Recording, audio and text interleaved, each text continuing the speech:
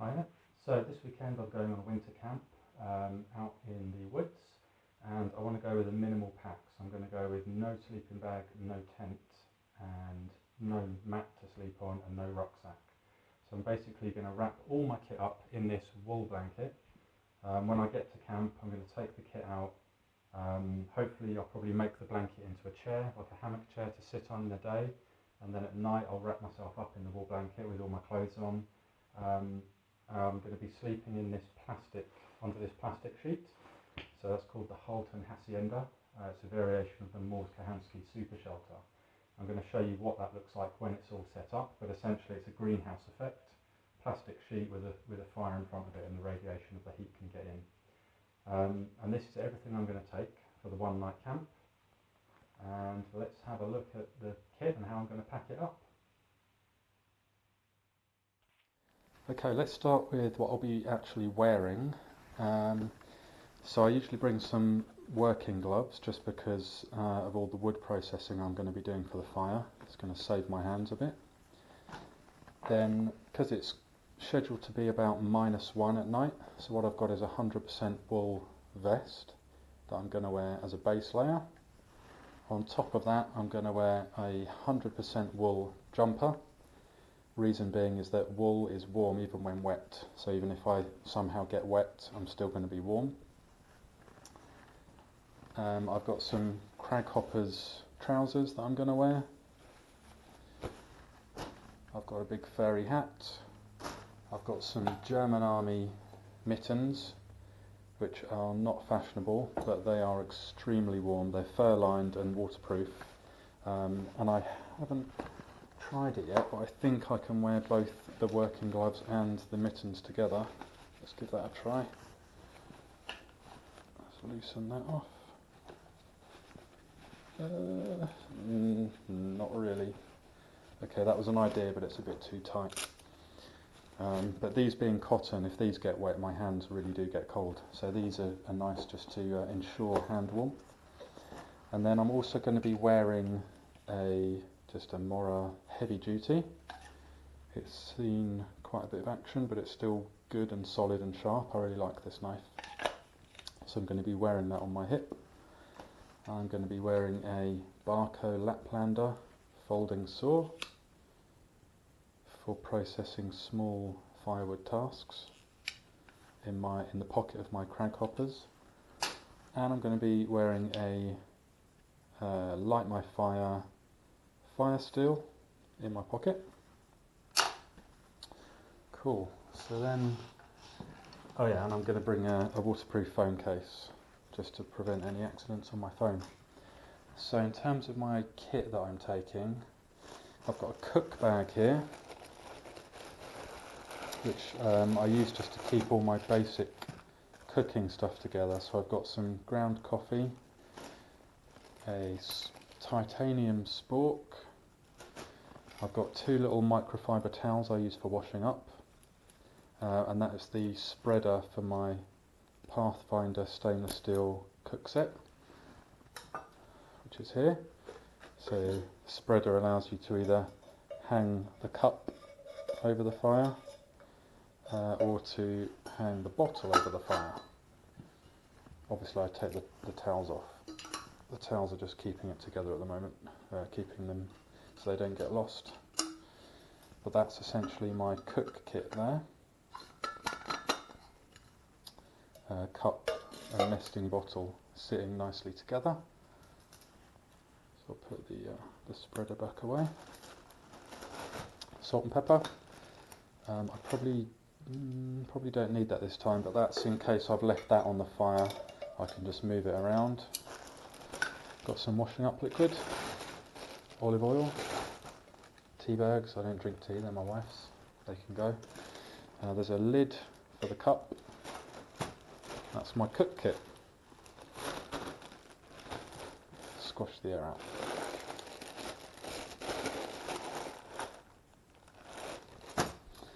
Next up, I've got a dry bag.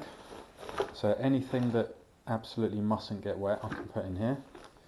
So I might put some Vaseline soaked cotton in here later, but at the moment I've got tissue, jet lighter, There you go. I've got a notebook that I use as a camp diary, just to really learn things I've done wrong, equipment I used, equipment I didn't use, especially if I go on trips, hiking trips, canoeing trips, little things I've learned. It's nice to note it down. I've got some little scraps of paracord, anti-bac hand gel, I've got a head torch, more tissue. I've got a few very minimal first aid kits. I've got some plasters in here. I've got a bandage, eye wash. I've got burn gel in here, which I didn't show you. Some tape, ibuprofen, and that's for the eye wash. Little cup to rinse your eye out with. So that's all dry. Squash that down. So that's there. Slipper socks I'm going to wear at night, because essentially if my fire goes out I will just be lying on the ground with no sleeping bag in -1, and so I really want to have as much warm clothing as I possibly can. So slipper socks want to stay dry. They're sort of a thermal togged sock, so they're super warm. Paracord, 10 meters. Tinder Pouch. So it's just a leather pouch in which I have some cotton wool, char cloth, rubber, a piece of bicycle inner tube which will light from that jet lighter even if everything's soaking wet. I've got a tea light just for a bit of sustained flame if everything's damp. I've got some cramp ball fungus and of course birch bark. So that is everything I need to easily get a big couple of fires going. So that goes in there. And then drinking supplies. So I've decided for the first time, I don't normally bring this because I consider it too heavy and bulky, but I am going to bring a thermos this time simply because at night before I go to bed I want to make some hot coffee, and I like when I get up in the morning just to be able to have a hot coffee straight away so I can relax and then I can go and focus on the fire. If the fire's gone completely out, I don't have to rush. I can have my hot drink and then I can take my time starting the fire. I've got my hip flask, of course, full of whiskey. I'm going to bring a folding shovel. This is because I like to thoroughly clear the ground when I light the fire to prevent any unwanted burning of the ground or undergrowth. And also we're thinking of digging a little hole and burying a chicken wrapped in foil and then covering it over with the hot embers. So that roast chicken baked in a hole, that should be good. And I've got my axe, my Grantsford's Brook small forest axe. So how am I going to pack it? Oh, of course, sorry, I forgot my shelter. So all this is some heavy duty polypropylene, just a big plastic sheet. You can get it in hardware stores, but I ordered this one online just because it's a little bit thicker, so in case I snag it on a thorn it's going to resist. Inside here, I'm not going to open now, but there's a piece of nylon fabric to drain away any moisture, because it's not very ventilated, this shelter, so you will generate a lot of moisture. So that piece of nylon wicks the moisture down to the ground. And there's also a mylar space blanket on the back which is going to reflect heat in. So essentially this is going to make an A-frame tent that I'm going to make a ridge line between two trees, drape this plastic tarp over it and sleep in the tunnel that's created with a fire in front. Wool blanket is going to be my bedding, and I think I'm actually going to sleep on this deerskin. This is a fallow stag that was shot in the woods locally for meat, and the butcher was going to throw the skin away, so I kept it, preserved it. I didn't do the best job, it's the first skin I've ever preserved, so the hair's a bit loose on it, and I let it dry too long, so it's a bit stiff. But I figured, hey, might as well try it out, sleep on that and insulate me from the ground. So in terms of packing, what I'm going to do is wrap everything in the blanket. So I want to make a small tight parcel at this end of the blanket. This end is going to be accessible for me to reach, so I'm going to put my water here in case when I'm travelling I want to take the bottle out for a drink. Everything else can just be squashed in.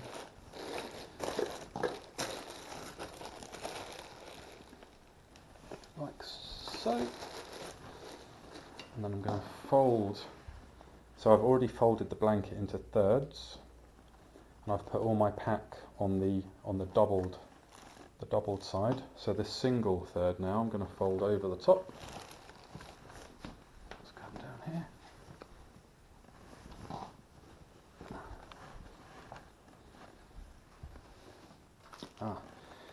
I've got a midge head net as well.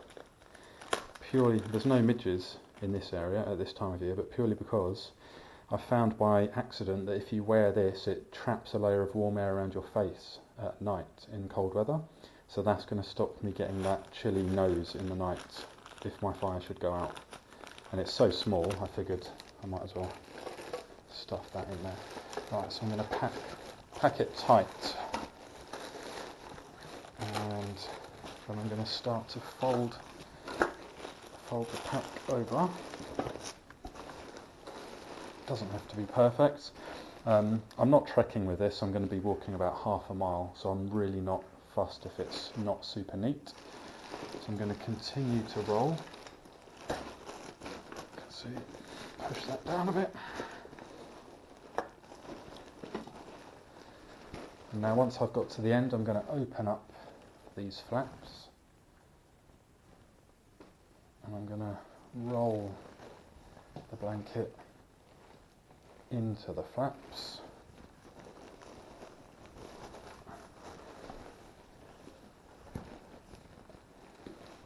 So even though this is a minimal kit, it's quite a lot for a blanket roll, so it's quite bulky.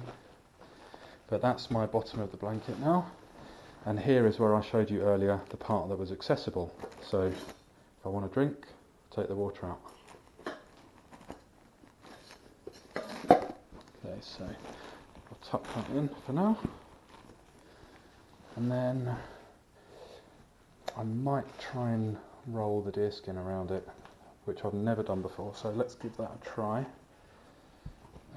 So the back of the deerskin's a bit manky, but that's just actually mud, because I had it on the grass when I was treating it, and it just got some mud on it, but it's fine to use. So let's tuck that in. And the blue is where I was softening it on a piece of blue pallet wood. So again, one of the mistakes I made, not a very well done deerskin, but that's how you learn. So I wrap that up in my deerskin, which of course is also waterproof, although if it's hammering it down, I'd put a bin liner over this because I don't want to sleep on a wet skin. Now I'm going to secure it all with this paracord. So here I've got a bowline. Pass the bowline under.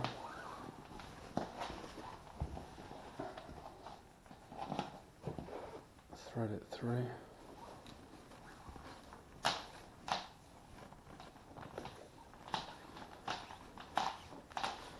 It's a 10-metre cord, which is a bit too long really, but it's better to have too much cord than not enough. Okay, so I can then cinch that down,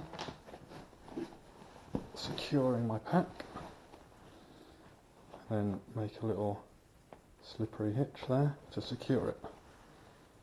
So just to show you that one more time, that's a quick release slippery hitch. So I'm going to tension the rope down.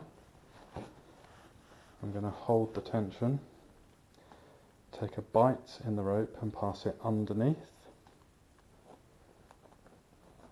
There, that's my bite, and then through the first bite where I'm holding the tension, so through there, pulling it tight. So that's now held in place. Now, if I pull that, it's going to come undone.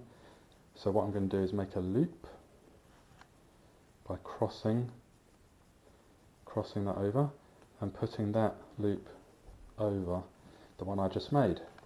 So now that's locked, so that won't come undone. And this I learned from Christian Noble and his video on YouTube called Blanket Technology. So I recommend you watch that. Blanket Technology by Christian Noble. So I'm going to flip this over, come underneath.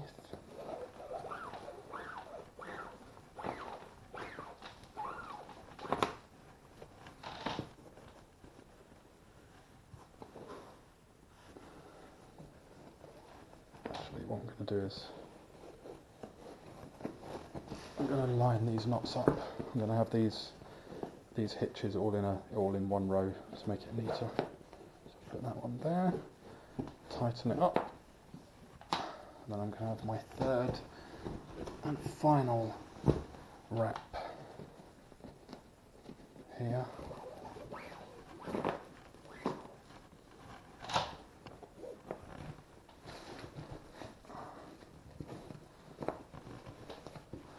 Then I'm going to come onto the bottom of the pack, up to the top. Look at the hair coming off. This molting skin. And that's the loop which I've locked down, the very first slippery hitch I made, so I can use that now to tension.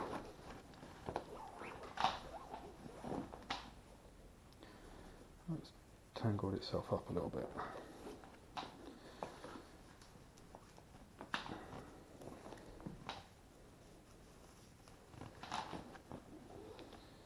Okay. Let's get this tangle out.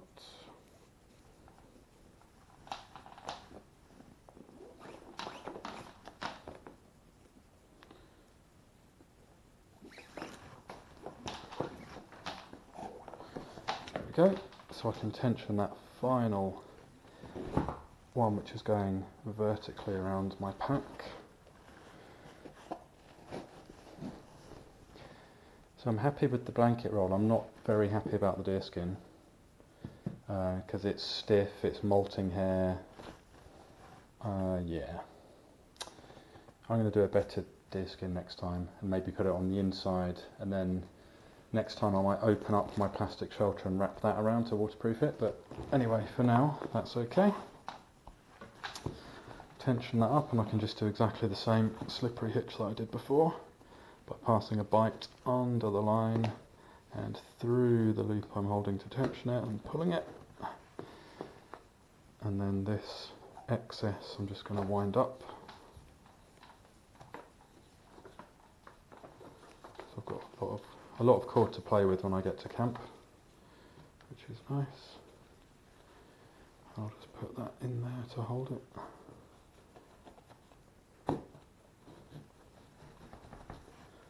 So there you go. My axe.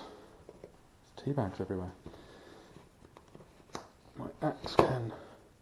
So let me think what's going to be the back and what's going to be the front. I haven't decided yet. So normally I'd face the blade of my axe away from my body. So if my back was here, I'd face the blade here, just in case that slips off. I don't want it to cut me or touch me in any way.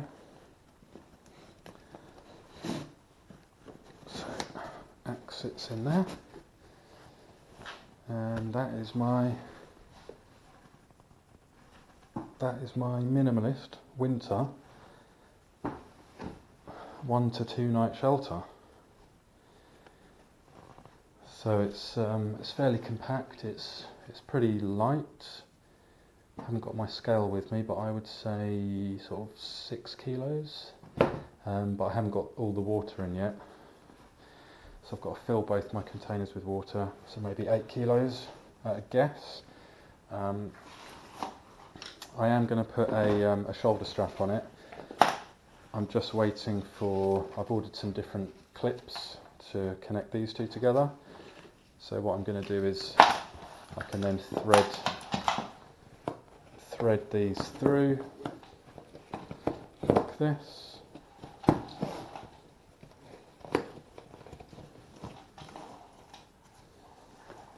And basically wear that over my shoulder and clip it up.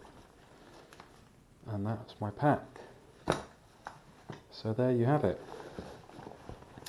Hope that was useful, and my next video is going to be me at the weekend unpacking this and setting up the shelter. So see you then.